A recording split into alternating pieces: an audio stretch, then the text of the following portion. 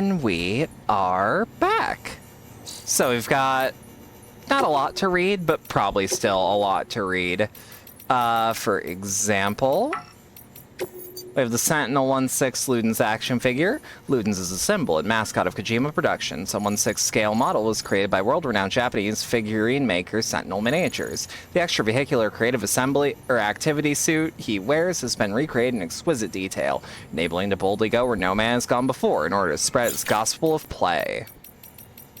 And then we've got that unidentified one, but we've unlocked it, I think? I actually don't know what that means. Frozen soap bubble. Processes such as cryostasis and cryopreservation, which aim to prolong life and slow decomposition through the lowering of temperature, can in some ways be seen as a form of time travel, though of course they do not compare to the chiralium-based process, which stopped time altogether. Freezing the fragile beauty of a soap bubble causes it to crystallize without popping, naturally forming a perfect little work of art. But because it is merely frozen, time does not stop for the bubble altogether. One day it will thaw, and if not handled with the utmost care, it will be destroyed. Another tale fit to make a porter cry. Harley-Davidson Pan America 1250. For years, quintessentially American motorcycle manufacturer Harley-Davidson has provided a product for those finding their freedom on the open road. Harley-Davidson expands to provide the same experience off-road. This adventure touring motorcycle will make you the king of the streets and the trails. And we've got some extra interviews. Human sacrifices under the London Bridge from Deadman 6 years ago at Bridges HQ. Before I joined Bridges, I was watching this old movie called My Fair Lady. It's about a flower girl, Eliza, a real cockney from old London. She meets this professor. He trains her to speak and act like a high-class lady. Anyway, I heard that My Fair Lady might actually have something to do with the London Bridge. You know the song, right? They start out by trying to build it back up with wood and clay, and they finish with gold and silver. There was a reading of the film that said Eliza symbolized the bridge or something along those lines. That reminds me of a far more sinister theory, that the fair lady in the song is actually an enumerant, a real cockney. So true. A sacrifice buried alive in the foundations of the bridge to keep it standing. God only knows if there's any truth to it. Oh, and have you seen The Shape of Water? It's another movie with a heroine named Eliza, but this Eliza can't speak, she's mute. But it's not about teaching the girl to behave properly. It's just a good old-fashioned love story. If you get the chance, you should definitely check it out. I feel fucking targeted. I have not seen The Shape of Water. And Del Toro himself is going, you should see The Shape of Water. It is on my list, to be fair. Deadman's shameless self-promo, it's the best. Bridgemantite in the Earth's Mantle. Hartman, about a year ago, hey, that movie fucks, I've been told. Hartman's lab. Bridgemite is a mineral found in the lower part of Earth's mantle. It was named in honor of the Nobel Prize-winning physicist named Percy Williams Bridgman. Bridgementite comprises 38% of Earth. Sorry, I saw a 9. Dyslexia fucking sucks. And just reading wrong in general. But because it's only found so deep beneath the surface, it's very difficult to acquire any samples for analysis. No, trust me, as I do more reading on stream, new people will see it's like, oh, she's dyslexic. And it flares up. As luck would have it, however, a material with the same properties was discovered inside a meteorite, before the Death Stranding, of course, meaning that a certain amount of research has already been conducted into this mysterious material after a fashion. From this, a theory has been advanced positing that Bridgemanite contains a certain amount of chiralium that was absorbed into the material at the point of Earth's creation. If this theory is true, it may go some way to explain the curious tar that's been observed to bubble up from below ground. Furthermore, if chiralium does indeed come from the other side, as we suspect, it would follow that it's been linked to ours from the very beginning. In essence, the heart of the planet could be likened to the world of the dead. How appropriate, given the chiral clouds bind us to the surface forevermore. None may ascend to heaven when they die. Our final destination lies beneath our feet. Ashes to ashes, as they say. Let's see if there's any more interviews that we can read. Nothing new. You have dyslexia and it shows up when stressed or upset. For me, it just flares up randomly. We'll start from the bottom up. The Spiritualist. The chiral network connects people, past and present. How are you, Sam? In good health and good spirits, I hope? I have to say, the chiral network's quite impressive. Ever since you hooked the shelter up, my life's been much more exciting. I've been able to procure all sorts of goods I've never seen before, and I've noticed quite a number of new structures going up nearby as well. I should also mention that I managed to unearth some old research data that might offer some insight onto the more unusual phenomena you might have experienced firsthand. I'm sure you have vivid recollection of your many experiences in the scene, but as it turns out that the person wandering around it that you may have identified as yourself may not be you after all, but someone else entirely. The gap in the door. The only me is me. Are you sure the only you is you? Oh my god. Oh my god. You see, while everyone's beach belongs to them and them alone, the seam is an altogether different beast. I've heard that people have had near-death experiences that involved the seam. When they came across this something else there, they found themselves somehow saved by them in the real world. They'd even received care packages, like in some instances. Remarkable, you'd agree. You might even say that the chiral network bridged the gap between the world in more ways than we realized. Now, I still don't know who this someone else actually is. The fact that they're in the seam, though, would suggest that someone who's died, wouldn't it? Someone from the past. So in essence, the past is intervening to keep the present alive. Comforting to think that not just BTs and other scary stuff that comes from the other side. Maybe the chiral network can help us reconnect with more benevolent beings and positive forces from the past as well. If I may, Sam. I don't suppose you could keep an eye out for this mysterious someone from the past next time you visit the seam, could you? The geologist. I'm not going to be like Hartman. Dear Sam, I made a full recovery thanks to you, and I've been able to push on with my research. I've come to another important realization. Basic science alone won't unlock the mysteries of Death Stranding. No, what we're dealing with requires something special, a kind of genius. You know who I'm talking about, right? Hartman. He's the most brilliant mind of his generation. And what's more, he has dooms. Not long ago, and this is just between ourselves, I wanted to be like him. Not anymore now, though. Not after that bout of chiral contamination. Not only do I know I could never be like him, I'm actually glad that I'm not. I couldn't take it. Couldn't deal with the nightmares without having death as my constant companion. Fate might have been kind to him in some ways, but in others, well, now I know what he suffers. Let's just say that. 2 seconds. Okay, sorry. I had to sneeze suddenly. His suffering's your burden, too. I know that. But listen, if there's anything I can do to make life easier for any of you, let me know. I understand I'm never going to be the genius who cracks the Death Stranding, but I'm not useless either. I'm here to help. The Evo Devo biologist. The Death Stranding was inevitable. How you doing, Sam? Me? I've been doing some thinking, and I've realized maybe there's no need to fear extinction. Maybe it's inevitable. The tar, the beach, creatures with strange umbilical cords, all of it existed long, long ago. And now those past extinctions all took place. But because of it, life evolved and endured. Delve back into the history of the universe, and you'll see the same thing happening over and over again. Explosions, death, life. We humans might be gone forever, but life will prevail. I'm sorry, Sam. I know I shouldn't be saying things like this while you're out here risking life and limb for our sakes. Don't worry. I'm not giving up. How can I?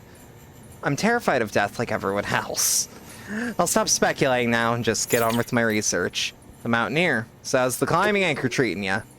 Thanks for helping me out back there, Sam.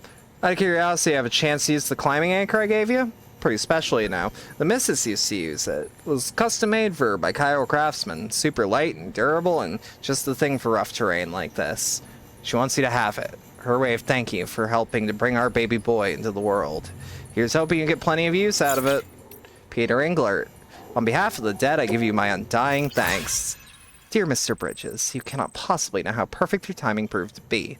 At the very moment your pizza arrived, my dear father had all but set out on his final journey to the great beyond, which is why I was unable to thank you, you understand, but you will surely find comfort in the wonder your delivery wrought. Before he breathed his last, Daddy Dearest took his first bite of pizza, the remainder of which I later consumed out of respect. He proclaimed it divine, the nectar of the gods themselves. And when he finally passed, his smile was sublime.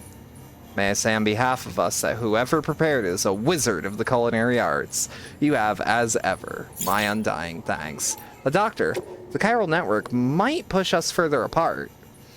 The medical terminal is proven to be fit for our purposes. If we could supply one to every prepper shelter out there, our ability to treat the sick and injured would drastically improve. The problem is, I'm the only one who knows how to operate it at present. We need to develop it further and perhaps teach AIs how to address patient needs in a place of a human. It seems there should be no concerns about devices becoming sentient, so AI can be safely utilized to create what one might call the ideal doctor? But I've been wondering, is it really in our best interests? Once people are free to live hundreds of miles apart from each other in civilization, what incentive will I have to meet, to interact, to socialize? The desire to do so. First off, we are inherently social creatures.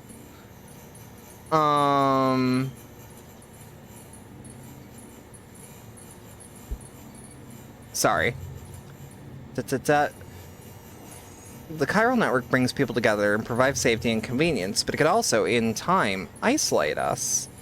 I do not wish to disparage you in your tireless efforts to make everyone part of the greater whole, but I suppose what I'm saying is that simply forging connections is not enough, and that we have a responsibility to ensure that the world we're building with this network will truly be better than the ones we have now. And it falls to all of us to make sure that your hard work is worth it in the end. The Mountain Guide. Oh, is that what the wife was named? Yes. Dear Sam, I thought I should let you know that our son's in good health, which is a relief, because I was so nervous giving birth with just the two of us here, but the doc gave me great advice, and in the end it felt like he was there in the room with us. I also want to say is that if you hadn't shown up before you did, this baby of ours might not be here. I might not be here. The doc was a huge help, of course, but there's no denying we owe so much to the generosity of many people. But it all began with you, which is why we're going to name him Sam. I pray that as he grows older, he'll bring people together just like you. Victor Frank, Port Knot City. Thanks for Igor's flag. Can't believe you brought me that Luden's flag. Really owe you one, Sam. Gotta say, I don't think I'd ever see it again, especially since Igor made it himself. Some stuff just can't be reprinted, you know? Igor truly believed that Ludens were going to save our world. He dreamed of the day that he'd break out of our little worlds and start seeing the big picture. Larger than America and the Earth, he was looking beyond the chiral clouds, towards outer space. This flag was a symbol of all that. Of that future when Ludens would travel to a whole nother planet, stake a claim in it and call it our own. I guess what I'm trying to say is that there's so much more than a toy. Ludens, like the cough drops, homo Ludens, those who play. When I hold it, it's like I'm holding my brother's dreams. I can never thank you enough for that, Sam. Aaron Hill, Mountain Knot City. Chronicles of Aaron, Chapter 1. The Great Embarkation. That's got revengeance energy, and it makes me smile like a motherfucker. Hey, Sam, you're headed for the Tar Belt, right? Once you're past that, you'll be in Edge Knot City at last. But only Amelie and the Vanguard ever made it that far. And from what we've been hearing, everything west of the Tar is pretty messed up. Like for you, we're going to construct a backup safe house once you get the chiral network hooked up over yonder. Director's orders. Got a heart of gold, doesn't he? Of course, the question was, who's going to do the sweet job at trekking all the way there to build it? You guessed it. Yours truly. Guess that golden heart of his doesn't bleed for me. Still, it's for the good of America, right? Everyone's got to do their bit for the great rebuilding, I guess. Anyway, it looks like I'll be throwing on a pack and venturing out to the wilderness like my old friend, Mr. Bridges. Wish me luck out there. Aaron Hill, Pioneer and Adventure, signing off. The Paleontologist, the Ammonite with the umbilical cord, and mass extinctions. Sam, the Ammonite with the umbilical cord you brought me has undeniably brought us closer to solving the riddle of Death Stranding. Really can't thank you enough. And thanks to that antimatter bomb you provided, I've finally been able to resume excavations. I remain confident that by continuing to research the fossils contained in the deeper strata, we will gain a greater understanding of how this particular ammonite is linked to the Stranding itself. Umbilical cords are not necessarily the product of evolution, but possibly the result of a genetic factor that hastens extinction itself. A mere theory which, if it proves true, would invite the question, what of our own? Are they so indicative of a predisposition towards self-destruction? And if so, is there anything we can do to change our course? A troubling possibility to consider, and one for which I have no response. Given this theory, one might consider the umbilical cord to be representative of a connection between life and death, a dangerous, potentially fatal relationship. Like the many connections you yourself have forged, a potential force for good. And so many of our accomplishments are the product of our collective action, a fundamental truth that would have been remained forgotten by many had you not brought us together. Stay the course, Sam. Aaron Hill, Mountain Knot City, Chronicles of Aaron 3, Chapter 3, A Fellow Traveler. Guess what, Sam? I'm halfway there, could you believe it? To tell you the truth, I'm struggling to believe it myself. Not so long ago, I was this broken, mind and body both. My feet were nothing but blisters and chilblains? And the going was so steep, I nearly slipped and fell more times than I can count. But just as I was ready to curl up and die, you know what I came across? A hot spring. Damn thing saved my life. It wasn't no ordinary hot spring either. The recharging springs, you heard of them? Water heals wounds, cures fatigue, hell, it even recharges batteries. Nothing short of, miraculous. Okay, so maybe I didn't just happen across the place. Porter told me about it. Thanks, Porter. See, I was doing my best to steer clear of BT territory, but my best wasn't quite enough. So when I was about to walk into the heap of trouble, this guy showed up, told me I was headed for danger, and took me to the springs instead. Even helped me carry my load. Can't tell you how good it was to meet another traveler on the road, especially a friendly one. So yeah, we had soaked together, shot the shit. It was nice. Seems he'd mislaid some cargo meant for a bridges scientist. Says helping me out was his way for atoning for his sins. You know, now that I think about it, the whole part was pretty strange. He said that the cargo contained an ammonite with an umbilical cord. Ain't no such thing, right? Yeah, can't speak ill of the guy. I wouldn't be here writing to you if it wasn't for him. Be safe out there. Till next time. And Victor Frank, Port Knot City, fears of terrorism. Wow, wow. You finally got the whole thing hooked up. Unbelievable seeing you cross Ground Zero when the boat was crazy enough, but this is mind-blowing. It's like a dream. I knew you were right to hold out for hope. The UCA's back in business for real now. It's all thanks to you, Mr. Dreamweaver. But your work's not done yet, right? Don't sweat it. I know you'll bring back Amelie safe and sound soon enough. All of us do. We'll be right there, waiting for you to come home. Cheering on until you do. That Philip North, Distro Center. North of Mountain Knot. UCA's back. Sam Bridges, you're nothing short of a legend, ain't you? Not only did you save our comrade's life, but you put the UCA on the map. But those terrorists and BTs are still out there, ain't they? And Higgs, he's still running free? We won't be letting our guard down. And we'll be cheering for you. And William Lake, the dream came true. Can't believe it, Sam. You were able to connect everything. Seeing that ship you were in make its way here through Ground Zero is incredible enough.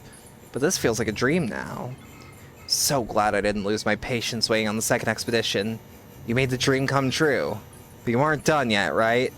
I know that you'll get whatever you want to. You're truly a hero to us. And that is our intermission. I am falling so deeply in love with the late game of Death Stranding, because goddamn, there really ain't nothing like it. That boss fight, I'm still thinking of it. I still can't believe people are like, oh, Kojima could never make a fucking horror game. He's too... like, he's too fucking great stream. Thank you. He's too much of a coward. He's not a big fan of it.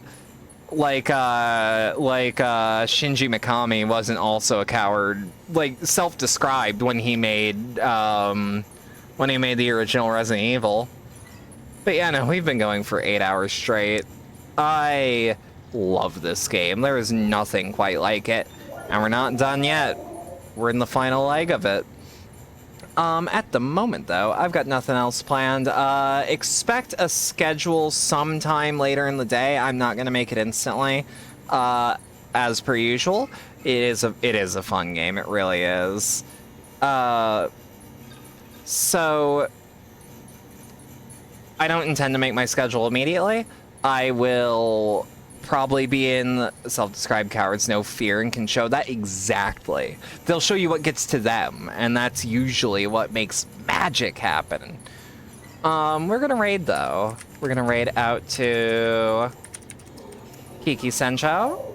So if you stuck around for all that and enjoyed it, genuinely, thanks a lot. If you'd like to support the channel more directly, there are links below wherever you're watching, things like the stream element, tip link, the community Discord server, and the throne wishlist, or all right here. So again, schedule soon. Thank you for stream. Thank you for stopping by. Thank you for the follow. I hope to see you around a little more often. But I know everyone's got their go-to streamers, and, you know. So, like, stop by when you can. Say howdy. I'm pretty good with names. Have a good rest of your night, everyone. Thank you.